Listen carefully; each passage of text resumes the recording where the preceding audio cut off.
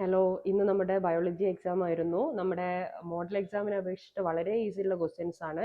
Questions കാണുമ്പോൾ തന്നെ മനസ്സിലാവും, ടെക്സ്റ്റ് ബുക്കിലുള്ള എല്ലാ കാര്യങ്ങളും പറഞ്ഞിട്ടുണ്ട്. ഈസി ആയിട്ടുള്ള ക്വസ്റ്റ്യൻസ് ആണ്. നന്നായിട്ട് പഠിച്ചവർക്ക് ഫുൾ A+ സ്കോർ ചെയ്യാൻ പറ്റും. അപ്പം ഇത് നമ്മൾ ജസ്റ്റ് ഒന്ന് ഡിസ്കസ് ചെയ്യാം. ഫസ്റ്റ് ക്വസ്റ്റ്യൻ്റെ ആൻസർ വരുന്നത് ബി ആണ്. രണ്ടാമത്തത് സി, യുറാസിൽ ഉള്ളത് കൊണ്ട് തന്നെ RNA യുറാസിലാണ് വരുന്നത്. 2 സി. 3 ഹ്യൂഗോ ഡേവ്രിസ്, ഇത് മ്യൂട്ടേഷൻ തിയറിയാണ്. മ്യൂട്ടേഷൻ തിയറിയുടെ ഫാദർ ഹ്യൂഗോ ഡേവ്രിസ് ആണ്. നാലാമത്തത് 1 and 4 ആണ് കറക്റ്റ് ആയിട്ട് വരുന്നത്. ദെൻ അഞ്ചാമത്തത് അതിൽ സി ആണ് തെറ്റായിട്ട് മിസ്റ്റേക്ക് വന്നത്. സി ആണ്. ഫൈബ്രിന് പകരം നിങ്ങൾ എഴുതേണ്ടത് ത്രോംബോപ്ലാസ്റ്റിൻ ആണ്.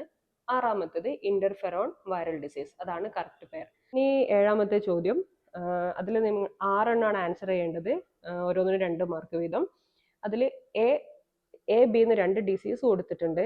അതിൽ ഏതാണ് ഡിസീസ് ഐഡന്റിഫൈ ചെയ്യണം. എ എന്ന് പറയുന്നത് സിക്കിൾ സെൽ അനീമിയ, ബി എന്ന് പറയുന്നത് ഹീമോഫീലിയ. അതിൽ രണ്ടാമത്തെ ചോദ്യം, എങ്ങനെയാണ് ഈ ബി എന്ന് പറഞ്ഞ ഡിസീസിന് ഒരു ടെമ്പററി റിലീഫ് ഉള്ളത്. അപ്പം നമ്മൾ എന്ത് ചെയ്യണം, identify the protein and inject. നമ്മൾ പ്രോട്ടീൻ ഏതാണ് ഡെഫിഷ്യൻ്റ് ആയിട്ടുള്ള പ്രോട്ടീൻ ഏതാണെന്ന് കണ്ടുപിടിച്ചിട്ട് ഇതെന്ത് ചെയ്യുക, ഇഞ്ചെക്ട് ചെയ്യുക. അതാണ് അതിൻ്റെ ടെമ്പററി റിലീഫ്. ഇനി എട്ടാമത്തെ ചോദ്യത്തിന് ടെക്സ്റ്റ് ബുക്കിലുള്ള സെയിം പിക്ചറാണ്. What similarity do this organ have in their internal structure. ഈ ഓർഗൻസിനൊക്കെ അവരുടെ ഇന്റേണൽ സ്ട്രക്ചറിന് എന്താണ് സിമിലാരിറ്റി എന്ന് വെച്ചാൽ, എല്ലാ ഇവരുടെ ഈ 3 ഓർഗാനിസത്തിൻ്റെയും ഇന്റേണൽ സ്ട്രക്ചറിൽ അവരുടെ ബോഡിൻ്റെ ഉള്ളിലുള്ളത് ബോൺസ്, അതേപോലെ മസിൽസ്, പിന്നെ ബ്ലഡും കാര്യങ്ങളൊക്കെയാണ്. അപ്പം എല്ലാത്തിൻ്റെയും ഇന്റേണൽ സ്ട്രക്ചർ സെയിം ആണ്. ഇനി how does this comparative study of this organism provide evidence four evolution. ഈ എവല്യൂഷന് എന്ത് തെളിവാണ് ഇവർ നൽകുന്നത്. കാരണം എല്ലാ ഓർഗാനിസത്തിൻ്റെയും എക്സ്റ്റേണലി എല്ലാം ഡിഫറെൻ്റ് ആണെങ്കിലും ഇന്റേണലി എല്ലാ ഓർഗാനിസവും സിമിലർ സ്ട്രക്ചർ ആണ്. അതുകൊണ്ട് തന്നെ എല്ലാം വന്നത് ഒരു കോമൺ ആൻസിസ്റ്ററിൽ നിന്നാണ്, ഒരു പൊതു പൂർവികനിൽ നിന്നാണ് എല്ലാ ഓർഗാനിസവും ഉണ്ടായത് എന്നാണ് നമുക്ക് മനസ്സിലാക്കാൻ പറ്റുന്നത്. 9ാമത്തത് ക്വസ്റ്റ്യൻ ആദ്യത്തെ ചാപ്റ്ററിലുള്ള ചോദ്യമാണ്. എക്സ് എന്ന് പറഞ്ഞ ഭാഗം ഷ്വാൻ സെല്ലാണ്.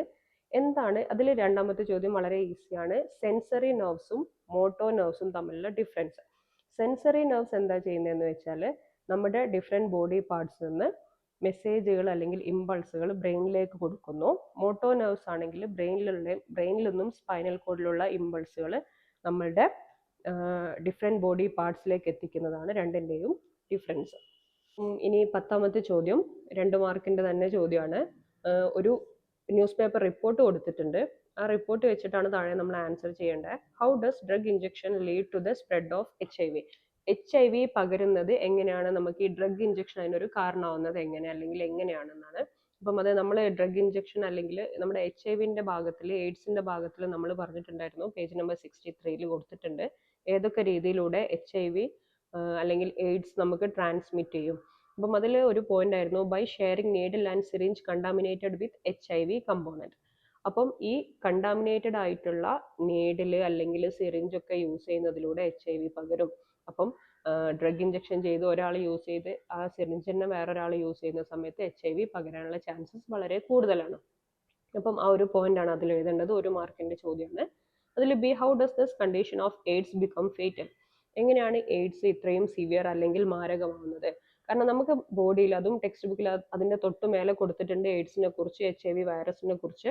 അപ്പം അതിൽ പറഞ്ഞ എന്താണെന്ന് വെച്ചാൽ, നമുക്ക് ഈ HIV എന്ന് പറഞ്ഞ വൈറസ് നമ്മളുടെ ബോഡിയിൽ കയറിയിട്ട് നമ്മുടെ ലിംഫോസൈറ്റുകളെയാണ് അത് അറ്റാക്ക് ചെയ്യുന്നത്. നമ്മുടെ ലിംഫോസൈറ്റ് ആണ് നമുക്ക് ഇമ്മ്യൂണിറ്റി അല്ലെങ്കിൽ നമുക്ക് പ്രതിരോധ ശേഷി തരുന്നത്. അപ്പം പ്രതിരോധ ശേഷി തരുന്ന ലിംഫോസൈറ്റിനെ തന്നെ അറ്റാക്ക് ചെയ്യലാണ് HIV ചെയ്യുന്നത്. അതുകൊണ്ട് തന്നെ ഈ HIV നമ്മളുടെ ശരീരത്തിൽ കയറി കഴിഞ്ഞാൽ നമ്മളുടെ ലിംഫോസൈറ്റിന്റെ ജനറ്റിക് മെക്കാനിസം ഉപയോഗിച്ചിട്ട് മൾട്ടിപ്ലൈ ചെയ്യും. അപ്പോൾ നമ്മുടെ ലിംഫോസൈറ്റിന്റെ എണ്ണം പ്രോബബ്ലി കുറഞ്ഞു വരും. ലിംഫോസൈറ്റിന്റെ എണ്ണം കുറഞ്ഞാൽ നമ്മുടെ ഇമ്മ്യൂണിറ്റി നഷ്ടപ്പെടും. ആ പോയിന്റ് ചുരുക്കി എഴുതി കഴിഞ്ഞാൽ അതിന് 1 മാർക്ക് കിട്ടും. ഇനി 11ാമത്തത്, explain the role of each of the following activities in defence mechanism. Defence മെക്കാനിസത്തിൽ ഇത് ഓരോന്നിൻ്റെയും ആക്ടിവിറ്റീസിൽ അതിൻ്റെ റോള് എന്താണെന്ന് പറയാനാണ്. അപ്പോൾ lysozyme combine with membrane sac during the process of phagocytosis. Phagocytosis അല്ലെങ്കിൽ വിഴുങ്ങൽ പ്രതികരണത്തിൽ എന്താണ് ലൈസോസോമിൻ്റെ ഫങ്ഷൻ. ലൈസോസോമിൻ്റെ റോൾ എന്താണെന്ന് വെച്ചാൽ, ഈ മെംബ്രെയിൻ സാക്കിൽ കുടുങ്ങി കിടക്കുന്ന പാത്തോജനെ നശിപ്പിക്കാൻ ലൈസോസോമാണ് വരുന്നത്. ലൈസോസോമിനുള്ളിൽ എൻസൈം ഉണ്ട്. ഈ എൻസൈം ആ പാത്തോജനെ നശിപ്പിക്കും. Then chemical produced by white blood cells increases body temperature. അത് നമ്മുടെ ഫീവർ ആണ് കാരണം. ഫീവറിൻ്റെ സമയത്ത് ബോഡി ടെമ്പറേച്ചർ ഇൻക്രീസ് ചെയ്യും. ഈ കെമിക്കൽസ് പ്രൊഡ്യൂസ് ചെയ്യുന്ന സമയത്ത്, രാസവസ്തുക്കൾ നമ്മുടെ ബോഡി പ്രൊഡ്യൂസ് ചെയ്യുന്ന സമയത്ത് നമ്മുടെ ടെമ്പറേച്ചർ കൂടും. ഈ ടെമ്പറേച്ചർ കൂടിക്കഴിഞ്ഞാൽ ആ സമയത്ത് ഈ നമ്മുടെ ഇതിൻ്റെ ഫാഗോസൈറ്റോസിസിൻ്റെ എഫക്റ്റ് എന്ത് ചെയ്യും, കൂടും. അതേപോലെ രോഗാണുക്കൾ മൾട്ടിപ്ലൈ ചെയ്യുന്നത് തടയുകയും ചെയ്യും. അപ്പം ഫീവറിൻ്റെ റീസൺ ആണ് അവിടെ എഴുതേണ്ടത്. 12ാമത്തെ ചോദ്യം, അതിൽ എഴുതേണ്ടത് ഏത് പ്രോസസ് ആണെന്നാണ് എഴുതേണ്ടത്. During the initial face of meiosis chromosome pair, നമ്മുടെ ക്രോസിംഗ് ഓവർ ഓഫ് ക്രോമസോം എന്ന് പറഞ്ഞ പ്രോസസ് ആണ് അവിടെ എഴുതേണ്ടത്. ഇതിൽ രണ്ടാമത്തത് ഫെർട്ടിലൈസേഷൻ എന്ന് പറഞ്ഞ പ്രോസസ് ആണ് എഴുതേണ്ടത്. അപ്പം ഈ 2 പോയിന്റുകളും എഴുതി കഴിഞ്ഞാൽ 2 മാർക്ക് കിട്ടും. ഇനി 13 കുറച്ചുകൂടെ ഈസി ആയിട്ടുള്ളതാണ്. എല്ലാവരും ഓൾറെഡി പഠിച്ചു കഴിഞ്ഞൊരു ചോദ്യം, ഒരുപാട് പഠിച്ചതായിരിക്കും, ഇമ്പോർട്ടൻ്റ് ആണ്, ഒരുപാട് പ്രാവശ്യം പറഞ്ഞ ക്വസ്റ്റ്യൻസ് ആണ്. അതായത് നമ്മുടെ ബ്രെയിനിൻ്റെ ഭാഗങ്ങൾ, ബ്രെയിനിൻ്റെ പാർട്സും അതിൻ്റെ ഫംഗ്ഷനും ആണ്. കുറേ എണ്ണം ഇവിടെ ഓപ്ഷൻ തന്നിട്ടുണ്ട്, ബോക്സിൽ തന്നിട്ടുണ്ട്. അപ്പം നമ്മൾ കറക്റ്റായിട്ട് പെയർ ചെയ്തിട്ട് എഴുതാനാണ്. ഇതിൽ തലാമസ് വരുന്നുണ്ട്, സെറിബെല്ലം വരുന്നുണ്ട്, ഹൈപ്പോ തലാമസ്, അതേപോലെ സെറിബ്രം. ഇത് ഓരോന്നും 4 എണ്ണം എഴുതുക, ഓരോന്നിനെയും ഫംഗ്ഷൻ എഴുതുക. തലാമസിൻ്റെ function relay station, act as relay station. സെറിബെല്ലത്തിൻ്റെത് maintain equilibrium of the body. ഹൈപ്പോ തലാമസിൻ്റെത് maintain homeostasis. Cerebrum control voluntary movement. ഈ 4ഉം കറക്റ്റ് ആയിട്ട് എഴുതിയാൽ 2 മാർക്ക് സ്കോർ ചെയ്യാം. 14ാമത്തെ ചോദ്യം 3 മാർക്കിന്റെ ചോദ്യങ്ങളാണ് ഇനി വരുന്നത്. ഇതിൽ നിങ്ങൾ 5 എണ്ണം ആൻസർ ചെയ്യണം, ഓരോന്നിനും 3 മാർക്ക് വീതം. ആദ്യത്തെ ഇതൊക്കെ ഈസിയാണ്, നമ്മുടെ ജെനറ്റിക്സിന്റെ ഭാഗത്തുനിന്ന് വരുന്നതാണ്. Name the enzyme used in this process. ഒരു പ്രോസസ്സ് ഇവിടെ കൊടുത്തിട്ടുണ്ട്. നമ്മുടെ ജെനറ്റിക് എഞ്ചിനീയറിംഗ് യൂസ് ചെയ്തിട്ട് ഇൻസുലിൻ പ്രൊഡ്യൂസ് ചെയ്യുന്ന പ്രോസസ്സാണ് കൊടുത്തിരിക്കുന്നത്. അതിൽ നമ്മൾ യൂസ് ചെയ്യുന്ന എൻസൈമുകൾ ഏതൊക്കെ? എൻസൈമുകൾ റെസ്ട്രിക്ഷൻ എൻഡോന്യൂക്ലിയേസും അതേപോലെ ലിഗേസും ആണ് നമ്മൾ യൂസ് ചെയ്യുന്ന എൻസൈമുകൾ.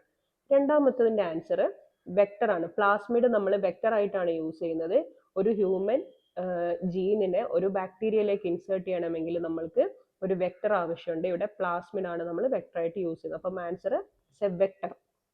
Then complete the stage indicated by 4 and 5. ഈ 4ന്റെയും 5ന്റെയും പ്രോസസ്സ് എന്താണെന്ന് കംപ്ലീറ്റ് ചെയ്യുക. സ്റ്റേജ് 4 എന്ന് പറഞ്ഞത് നമ്മുടെ ഈ ബാക്ടീരിയൻ എന്ത് ചെയ്യണം, നമ്മൾ മൾട്ടിപ്ലൈ ചെയ്യണം, ഒരു കൾച്ചറൽ മീഡിയത്തിലിട്ട് മൾട്ടിപ്ലൈ ചെയ്യുക. സ്റ്റേജ് 5 എന്ന് പറഞ്ഞത് അതിൽ നിന്നും നമ്മൾ ഒരു ആക്റ്റീവ് ഇൻസുലിൻ പ്രൊഡ്യൂസ് ചെയ്യുക. ടെക്സ്റ്റ് ബുക്കിലുള്ള സെയിം പോയിന്റുകൾ എഴുതിയാൽ മതി.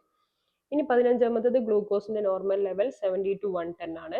What are the 2 reason that causes glucose in to rise? എങ്ങനെയാണ് ഈ നമ്മുടെ ബ്ലഡിൽ ഗ്ലൂക്കോസിന്റെ അളവ് കൂടാനുള്ള കാരണമാണ് ചോദിക്കുന്നത്. നമ്മളുടെ 3ാമത്തെ പാഠത്തിലുള്ള പോയിന്റ് ആണ്. അതിൽ നമ്മുടെ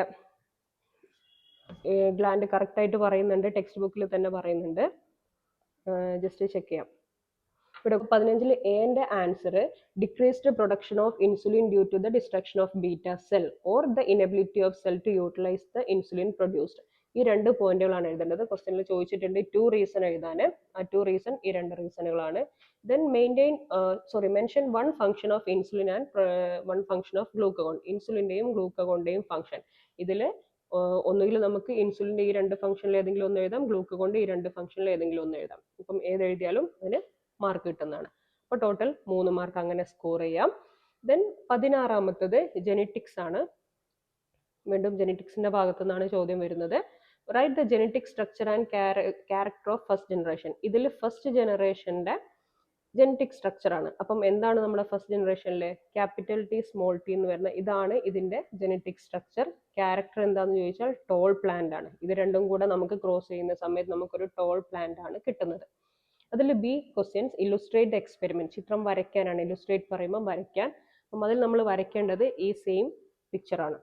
ഓക്കെ, ഈ സെയിം പിക്ചർ വരച്ച് മാർക്ക് ചെയ്ത് കഴിഞ്ഞാൽ ഭാഗങ്ങളൊക്കെ എഴുതി ഇങ്ങനെയൊക്കെ എഴുതി കഴിഞ്ഞാൽ 2 മാർക്ക് അതിന് സ്കോർ ചെയ്യാം. ഓക്കെ, ടെക്സ്റ്റ് ബുക്കിലുള്ള സെയിം ക്വസ്റ്റ്യൻ ആണ്, ഈസി ക്വസ്റ്റ്യൻ ആണ്. അടുത്തത് 17ാമത്തത് ഡിസീസ് ആണ്. ഐയുമായിട്ട് റിലേറ്റ് ചെയ്തിട്ടുള്ള ഡിസീസ് ആണ്. സിറോഫ്താൽമിയ. അതിന്റെ കോസ് കണ്ണുമായിട്ട് റിലേറ്റ് ചെയ്തിട്ടുള്ള കുറച്ച് ഡിസീസ് ഇവിടെ കൊടുത്തിട്ടുണ്ട്. ഇതിന്റെ കാരണങ്ങൾ എഴുതണം. Xerophthalmia, prolonged deficiency of vitamin A. Then അടുത്ത കോസ് ഡിഫക്ട്സ് ഇൻ കോൺസെൽ. കോൺസെല്ലിൽ ഡിഫക്ട്സ് ഉണ്ടാവുന്നത് ഏതാണ്? കളർ ബ്ലൈൻഡ്നെസ് എന്ന് പറഞ്ഞ ഡിസീസ് ആണ്. ഇവിടെ വരുന്നത് ഗ്ലൂക്കോമയാണ്. നൈറ്റ് ബ്ലൈൻഡ്നെസ്സിന് കാരണം defects in or deficiency of vitamin A. അപ്പം ഈ പോയിന്റുകൾ 1, 2, 3, 4 എണ്ണം എഴുതി കഴിഞ്ഞാൽ 2 മാർക്ക് സ്കോർ ചെയ്യാം. Then what is the treatment of the disease indicated by 3? 3 എന്ന് പറയുന്നത് ഗ്ലൂക്കോമയാണ്. ഗ്ലൂക്കോമയുടെ ട്രീറ്റ്മെന്റ് ലേസർ സർജറിയാണ്. 18ാമത്തത് ഈസിയാണ്. നമ്മുടെ സിനാപ്സുമായിട്ട് റിലേറ്റ് ചെയ്തിട്ടുള്ള ചോദ്യമാണ്. ന്യൂറോൺ ഏതൊക്കെയാണ് 3 ടൈപ്പ് സിനാപ്സ് നമ്മൾക്കറിയാം. ഒരു ന്യൂറോണും തമ്മിലുള്ള ജംഗ്ഷനെ സിനാപ്സ് എന്ന് പറയാം. ഒരു ന്യൂറോണും ഒരു മസിൽ സെല്ലും അല്ലെങ്കിൽ ഒരു ന്യൂറോണും ഒരു ഗ്ലാൻഡുലാർ സെല്ലും. അപ്പോൾ ഇവിടെ മസിൽ സെൽ എഴുതാം, ഇവിടെ ഗ്ലാൻഡുലാർ സെൽ എഴുതാം. അപ്പം ഇത് രണ്ടും കറക്റ്റ് ആയിട്ട് എഴുതി കഴിഞ്ഞാൽ ഒരു മാർക്ക് കിട്ടും. ദെൻ അതിൽ B questions, what is the role of എന്താണ് ന്യൂറോ ട്രാൻസ്മിറ്ററിന്റെ റോൾ എന്നാണ് ചോദിക്കുന്നത്.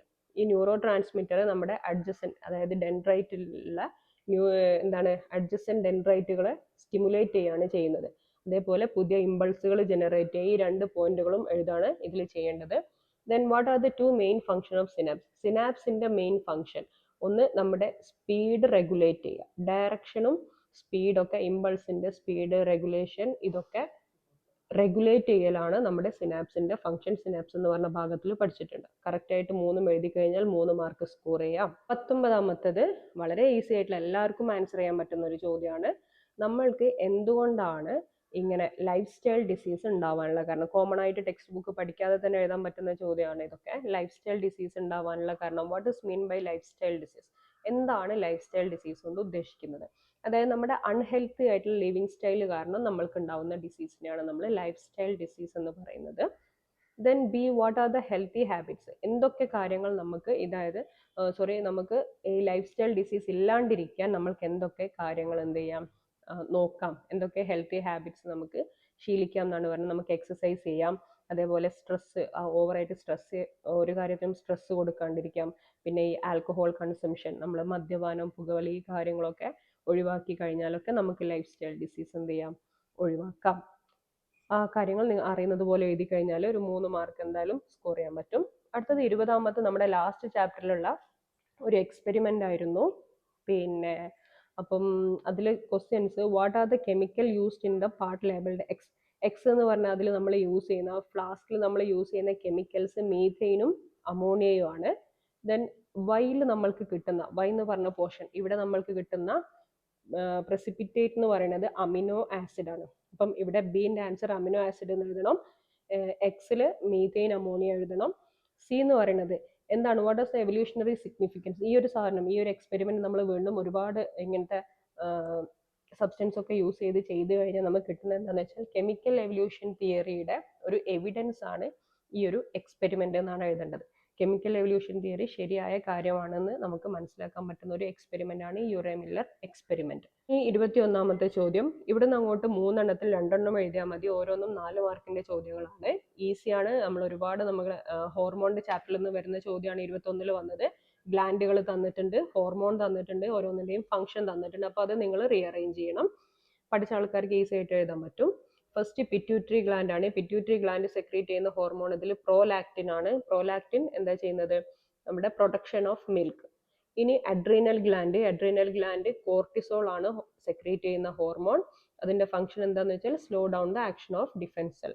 മൂന്നാമത്തത് ഓവറി സെക്രീറ്റ് ചെയ്യുന്ന ഹോർമോൺ ആണ് progesterone implantation of embryo in the uterus. Then hypothalamus releasing hormone control the production of tropic hormone. ഈ പോയിന്റുകൾ കറക്റ്റ് ആയിട്ട് 4 എണ്ണമാണ് നിങ്ങൾ ഫില്ല് ചെയ്യാനുള്ളത്. ഇവിടെ കൊടുത്തിട്ടില്ല, അപ്പം 2 എണ്ണം ബാക്കിയുണ്ടാവും.